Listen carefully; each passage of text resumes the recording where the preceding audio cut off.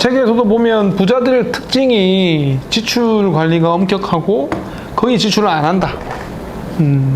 는 특징이 있었다고 얘기를 하시는 것 같고, 주위 사람들이 그렇게 벌어서 안 쓸 거면 왜 버냐라고 얘기를 하지만 결국 그렇게 생각하는 사람은 절대 부자가 될 수 없다, 성공할 수 없다. 아니, 그리고 실제로 많이 씁니다. 많이 쓸 수 있습니다.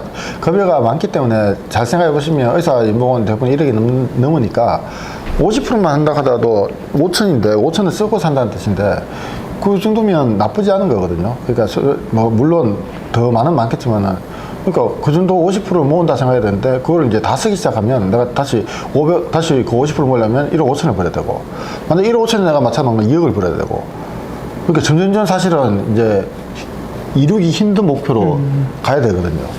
그러니까 이렇게 되면 이게 이제 자본주의에서 이제 소위 말해서 이제 우리가 노예가 되는 첫 번째, 지출이 늘어나면 난 계속 일을 해야 되는, 그 나의 근무 연수가 길어져야 되는, 한 년씩 길어져야 되는, 그러니까 결국 탈출을 못하는 프로그램이 되기 때문에 그게 제일 큰 것 같아요.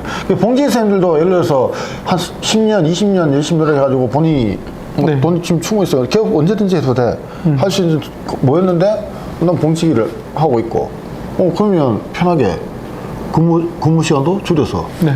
봉지기를 할 수 있으니까. 근데 그게 없으니까 계속 열심히 일해야 되고, 근데 이제 나이는 들고 체력은 힘든데 이제 또 해야 되니까 네. 힘들다, 뭐 이렇지 않을까 싶습니다. 약간 봉지기 예찬론 같은 느낌이 좀 드는데요. 개원하면 안 될까요, 원장님? 제가 봉지 예찬에 원장이 돼 보니까 선생님들 급여 다 주고 남는 게 제니까 이분들이 제일 나는 것 같다, 이런 생각이 들 수밖에 없는 게 아닌가. 그렇죠. 그리고 또 정작 원장 입장에서는 수입의 절반을 또 세금으로 가져가니까 결국에는 남는 건 봉지기가 더 낫지 않을까라는 생각이 드는 게, 아니 물론 실질적으로는 원장이 가져가는 금액이 더 많기는 해요, 봉지기보다. 그런데 이게 이제 세금으로도 나가야 되고, 또 그 수입을 창출하기 위해서 써야 되는 에너지와 정신적인 스트레스와 육체적인 노동 강도가 훨씬 세단 말이에요. 그리고 이제 세금이나 이런 것도 막 이렇게 한번 맞으면, 폭탄처럼 맞으면, 와, 이렇게 해서 내가 왜 원장을 하지? 이런 고민을 하시는 분들. 그러니까 그 질문에 근본은 돈이거든요. 그러니까 제가 이제 그래 재밌게 했었는 거는 그게 아니었으니까. 돈 문제는 돈 문제고, 돈 문제 내가 알아야 될 한 분야일 뿐이고. 네.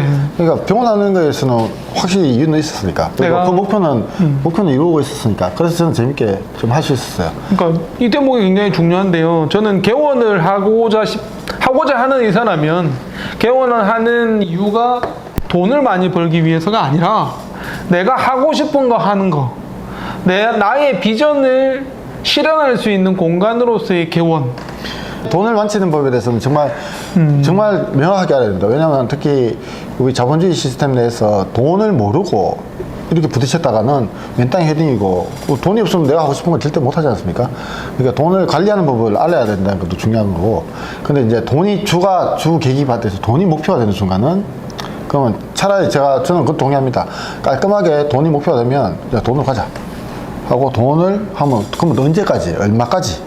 돈의 목표는 돈도 목표가 된다면 명확한 목표가 있어야 되거든요. 돈에 대한 다다익선이 아니라 말이야. 다다익선이 되면 제가 역시 이 한강에 놓여야 되니까, 네. 돈에 놓여야 될 거니까, 돈도 어차피 벗어나야 되니까, 다다익선이 아니면 돈으로 갈 거면 깔끔하게 돈으로 가서 어떻게 진짜 돈 전문가처럼 그렇게 가든지. 애매하군요. 그 돈이라고 얘기하면서 돈에 대해서 제대로 모르고, 그리고 개원을 왜 하는지의 목표가 명확하지 않고, 남들 하니까, 또는 어쩔 수 없이 하니까 하다 보면 그냥 힘들어질 수밖에 없는 악순환에 빠지는. 맞습니다. 그래서 개원은 진짜 자기 나와버리잖아요. 정말 어떤 의미에서 자기 영역으로. 진짜 완전 네. 나만의 영역이기 때문에 모든 의사의 꿈이 되어야 된다고 생각하거든요. 정말로. 역시 실력이 있는 외과 사람은 어느 병원에도 취직할 수 있으니까, 취직하고 또 괜찮은 급여를 받을 수 있으니까. 그런 다음에 좀 해보니까 이제 나이도 들고 내 것 좀 해보고 싶다. 그리고 그 사이에 돈을 잘 모아서 그렇게 하면 외과의사 삶이 괜찮지 않을까. 제 인생을 보는 것 같아서 좀 흡족합니다. 사실 너무 감사해요. 사실 너무 감사하고 제가 개원 전에 선배 동기, 후배 병원만 한 30곳을 다녔는데 아무도 돈 얘기는 안 하더라고요. 심지어 얼마 버는지도 얘기 안 해주고 뭐 도대체 개원을 하면 내가 어느 정도의 수입이 있을지를 아무도 얘기 안 해주고 그냥 뭐 봉지만큼만 벌어 뭐 이렇게만 얘기해주고 되게 두리뭉실하게 얘기를 해주어서 좀 아쉬워서 저는 진짜 오시는 분들한테 저희 수입을 다 밝혀드리는데 좀 그런 개념, 돈에 대한 개념을 조금 더 우리가 의사이지만 오히려 좀 돈에 대해서는 문맹이지 않을까 싶을 정도로 너무 돈 개념이 없는 것 같아요. 경제 개념이 좀 없는 것 같고 그냥 하면 되는 거 아니야? 뭐 이런 뭐 원래 빚내서 하는 거 아니야? 뭐 빚이 자산인데 왜 갚아?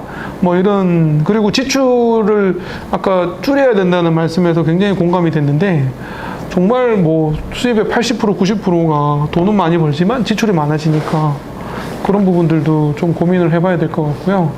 원장님은 그러면 충분히 봉지로서의 그런 실력과 경험을 쌓고 나중에는 나의 비전을 위해서 개원하는 그런 그림이 가장 이상적이다라고 생각하시는군요.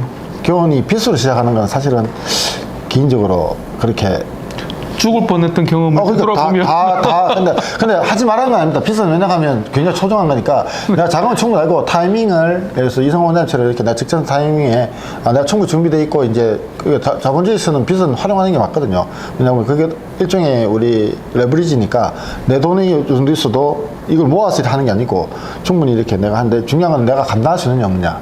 이 자본 계획이 이걸 빌렸을 때 내가 얼마 만에 내가 이거를 해결할 수 있을 것이고 그런 목표가 있고 그런다면 그게 굉장히 큰 좋은 레버리지가 되는 거죠. 그래서 빚에 대해서 이런 개념을 가지고 해야 되는데 의사 대출 해주네? 3억 빌리지 뭐. 근데 3억을 어떻게 갚지? 없어요, 플랜이. 충분히 준비된 사람이 개원했을 때 안정적으로 처음부터 돈을 잘 벌 수 있지. 그렇지 못하면 사실은 오히려 빚으로 시작해야 되니까 오히려 정말 허우적거리면서 시작해야 되거든요.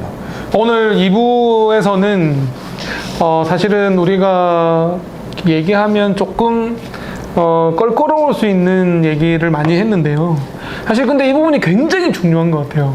그 누구도 얘기를 안 해주는 그 누구도 함부로 판도라의 상자를 안 열려고 하는 부분인 것 같은데 사실 이 부분은 굉장히 중요한 부분인 것 같고 또 여러분들께서 이 영상을 좀 여러 번 반복해서 보시는 게 필요하지 않을까 싶어요. 왜냐하면 한번 보시고 이러면 오해하실 수도 있을 것 같고 자꾸 왜 돈 얘기하는 거야 뭐 이러면 또 약간 비판이 좀 나올 수도 있을 것 같긴 한데 여러 번 반복해서 보시면 이태성 원장님께서 이 부분을 왜 이토록 강조하는지를 좀 아실 수 있지 않을까 싶고요.